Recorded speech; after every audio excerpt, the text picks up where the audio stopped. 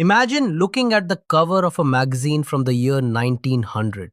Front and center is a glowing angel of progress, standing proudly among steam trains, brand new cameras, and massive smoking factories. In another famous picture from that era, you see Aladdin from the east, representing the ancient magical past, standing next to a modern mechanic from the west, representing the glorious technological future.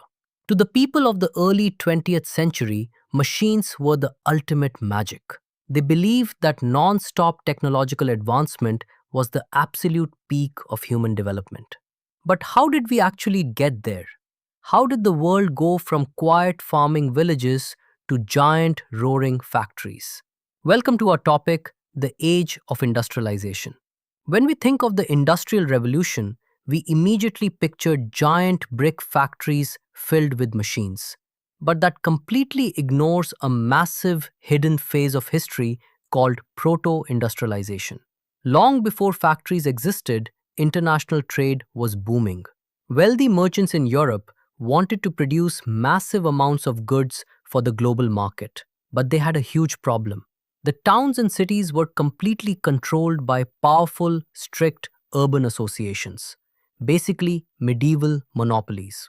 These groups strictly controlled prices and production and made it nearly impossible for any new merchant to start a business. So the merchants made a brilliant move. They bypassed the towns entirely and went straight into the countryside.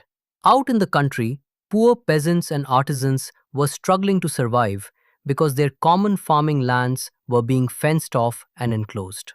When these city merchants showed up offering cash advances to produce goods, the peasants eagerly accepted. It allowed them to stay on their small farms while making extra income.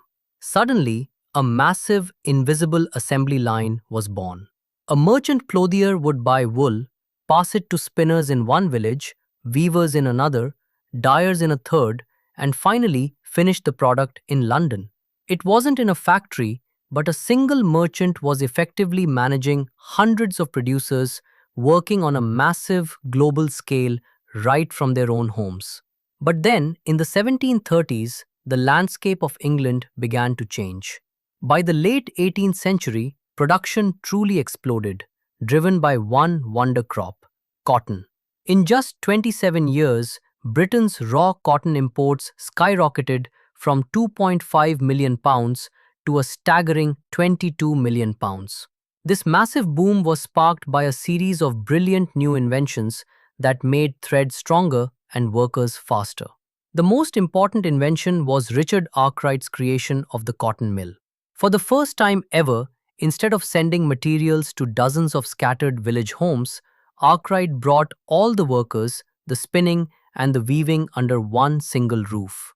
This meant better supervision, strict quality control, and faster production. The modern factory was born, and it quickly began to overshadow the traditional village workshops. Now, you might think that once the factory was invented, the whole world instantly modernized overnight. But history is never that simple. The pace of industrial change was actually surprisingly slow. Let's look at the famous steam engine. James Watt improved the design and patented it in 1781. You would think industrialists would be lining up around the block to buy it, right? Wrong. His business partner, Matthew Boulton, struggled for years to find a single buyer. By the early 19th century, there were only 321 steam engines in all of England. Why? Because this new technology was incredibly expensive, and when the machines inevitably broke down, they were a complete nightmare to repair. Businessmen were extremely cautious about risking their money on unproven tech.